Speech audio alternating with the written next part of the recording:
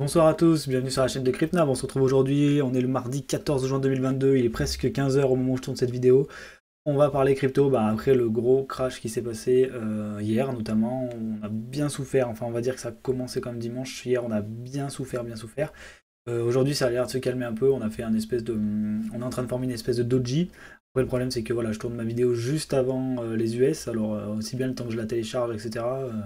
Les US, voilà, ils auront fait le choix qu'ils veulent.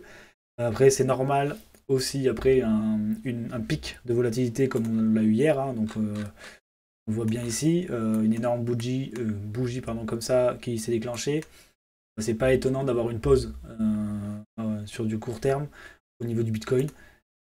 Et donc du coup au niveau aussi du marché un peu en général, on voit quand même qu'on a des rebonds sur la plupart des alts, c'est normal, et ils sont quand même un peu plus volatiles, notamment GLD qui fait une belle perf suite, il a touché inférieur à 40, et donc là il fait une espèce de bonne performance entre guillemets, même si c'est pas la performance du siècle.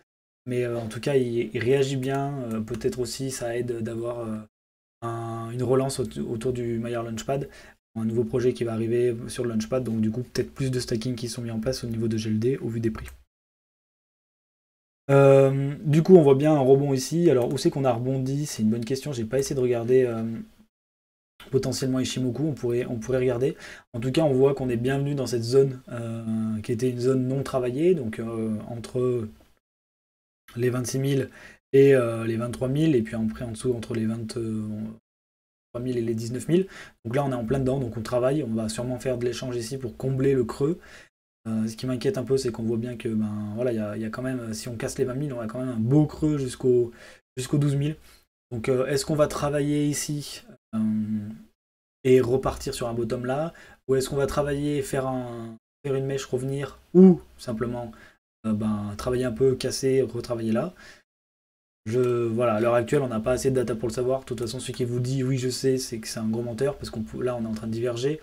On pourrait très bien accentuer la divergence en faisant un retour ici, en retournant plus bas et pas en allant plus bas avec le MACD. Par contre, voilà, les points positifs, c'est en weekly, on est sur voilà, potentiellement une grosse divergence qui est en train de se dessiner. On est sur un bottom sur le RSI, enfin pas un bottom, mais voilà, on a un RSI aujourd'hui qui est autour de 27, donc ça c'est très intéressant, c'est-à-dire que voilà, on est sur de la survente, on a un excès de vente, donc il va falloir faire une pause, on est certainement dans cette pause. Ensuite, pour ceux qui croient un projet long terme sur la crypto-monnaie en général, de toute façon on est sur des prix qui sont relativement intéressants, et surtout que maintenant on est dans la zone de rechargement long terme, donc c'est vraiment intéressant. On va pas trop parler de ça, on va regarder un peu ce qui se passe aussi au niveau d'ETH, puisque ETH on est quand même venu manger toutes les liquidités, donc voilà, elles ont toutes été grailles, maintenant les prochaines elles sont un peu plus basses, on va les faire apparaître ensemble. Donc là on a une mèche ici qui est potentiellement intéressante, c'est-à-dire aux 1042 $. Ensuite on en a une ici, attendez je l'attrape, hop là, aux 915 $, sachant que le creux dans la value au niveau de Ether, il est ultra violent. Ici, il n'y a pas eu d'échange. Vous voyez, ici, il y a vraiment pas mal d'échanges. Ici aussi. Ici, il y a un petit creux. Mais là, il y a zéro échange. Et on a un creux aussi aux 694 $.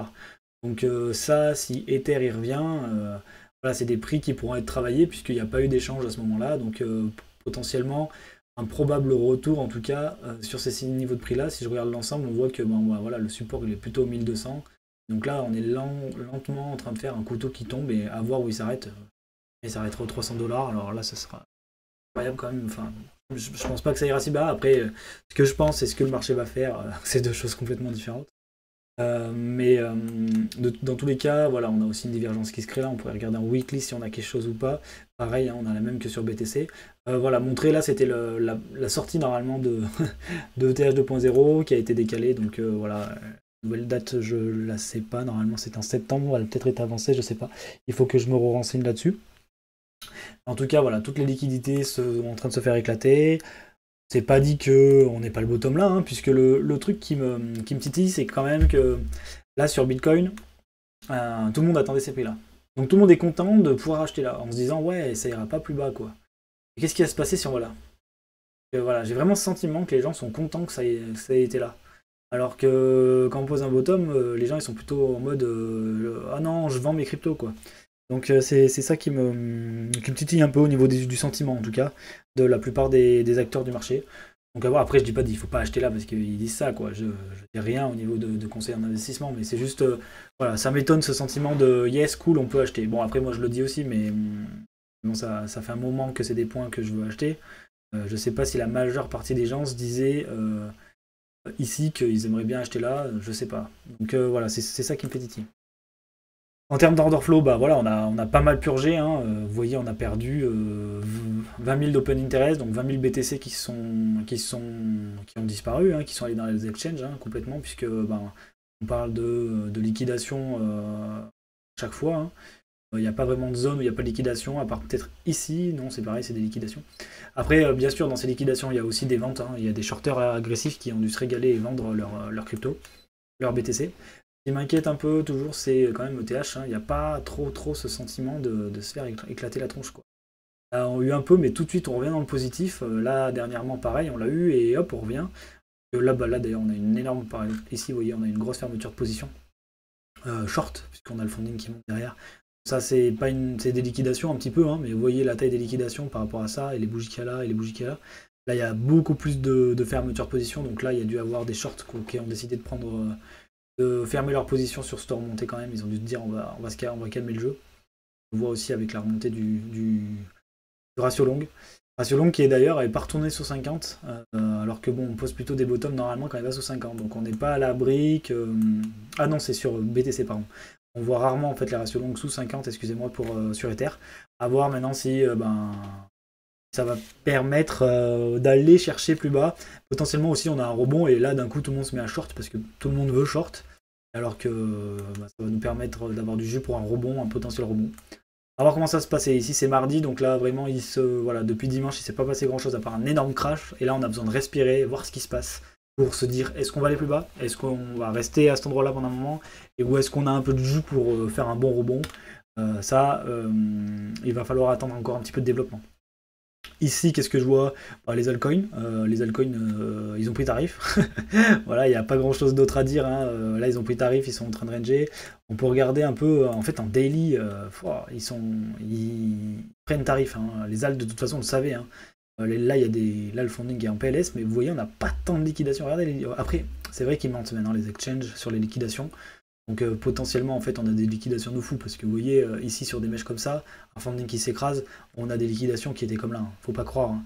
Ça c'est des datas qui sont modifiées. Moi ce qu'il faut c'est comparer au plus proche et là on voit qu'on a beaucoup de longs qui sont liquidés par rapport aux shorts.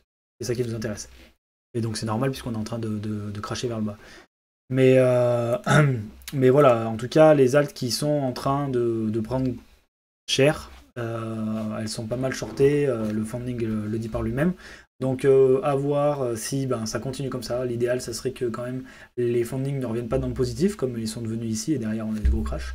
Donc qu'on reste sur un sentiment très pessimiste sur les alts, ça serait intéressant pour pouvoir avoir l'espoir d'un rebond à court terme, moyen terme, pour l'été, quoi. Pour l'instant, l'idéal, ça serait quand même de voir une doji comme celle-là, vous voyez. L'idéal, on va se mettre, alors je sais pas si je sais bien dessiner, on a plusieurs types de doji. Oula, ça c'est qualitatif ça.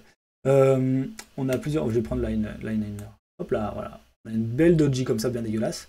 Et l'idéal, quand on veut voir un retour des acheteurs, la doji qu'on attend en bottom, entre guillemets, c'est une bougie comme ça. Donc c'est-à-dire une bougie bien large et avec un plein en haut, qui soit rouge ou vert, on s'en fiche. Parce que ce qui compte, c'est de montrer que on a eu le prix qui allait en bas, et que dans la même journée, les acheteurs ont renvoyé le prix vers le haut. Donc ça veut dire qu'il y a une force acheteur ici, d'accord? C'est ça qu'on repart. Vous voyez ici, les bougies, elles se font pas refoule du tout. Elles se font refoule un petit peu, mais voilà, là, elle est même pleine. Ici, elle a continué. Et hop, on arrive là, tac, et là, on a un rebond. Donc l'idéal, c'est quand même d'avoir, là, si on peut revenir dans le vert et dire de faire une super doji comme ça, donc un marteau, ça serait vraiment positif en se disant, potentiellement, les acheteurs ici vont acheter cette zone fortement. Voilà. Pour l'interprétation d'une doji, il n'y a pas besoin de savoir les noms, en fait, c'est juste une lecture de bougie en termes d'ouverture et de fermeture de position. Par exemple, je ne sais pas si on a un cas typique, mais pareil, vous voyez une doji comme ça, une doji sur un top, c'est un classique. Je ne sais pas si on en a en weekly, par exemple. Est-ce qu'on aurait une petite doji en weekly pour vous présenter ça Bon, elle me parle pas trop. Bah là, ici, un petit peu, vous voyez. Ici, on est parti et boum, on est remonté tout de suite. Donc là, les vendeurs, ils étaient en présence. Mais là, ils l'étaient déjà, hein. Ils étaient ici et on a quand même revenu tenter de les chercher. Et ils se sont refermés direct. Et derrière, ben, avalement baissier et ça a bien d'homme, quoi. Donc bon, si on pouvait faire quelque chose comme ça ici, ça serait amazing, hein. Ça serait l'idéal, quoi. Donc voilà, à voir ce qui va se passer dans les prochains jours. Il n'y a pas grand chose de nouveau depuis le crash. Là, il faut attendre une pause, il faut attendre que le marché se repose parce qu'il en a besoin. Et c'est ce qui arrive souvent après les pics de volatilité. En attendant, moi, ce que je vous conseille, c'est pas un conseil d'investissement, c'est un conseil de digue. Donc, regardez les projets, regardez ce qui vous intéresse. Le marché va pas repartir en un jour, sauf si vraiment il repart, il est là demain, mais j'y crois pas du tout. Donc en bear market, quand on est comme ça, on prend le temps de se former, on prend le temps d'apprendre, de regarder ce qui se fait, de regarder les nouveaux projets, les anciens projets, est-ce qu'ils vont résister, est-ce qu'ils vont pas résister. Voilà, c'est ça l'intéressant, parce qu'il y a plein de projets qui étaient là, donc moi j'étais pas là, hein, mais il y a plein de projets qui étaient là en 2017, il y en a plein qui vous le présenteront, et qui ne sont plus là du tout. Cette année, dans ce bull run, ils étaient plus là. Donc voilà, la question c'est de se dire quel projet va résister pour être là au prochain bull run. Quel projet ne va pas résister, donc voilà, et quel nouveau projet va potentiellement être là pour le prochain bull run. Ça peut être très intéressant. Voilà, je vous laisse là-dessus. 11 minutes, ça va, c'est pas une grosse vidéo. Je vous souhaite de passer une bonne fin de journée et on se retrouve jeudi. Allez, à plus.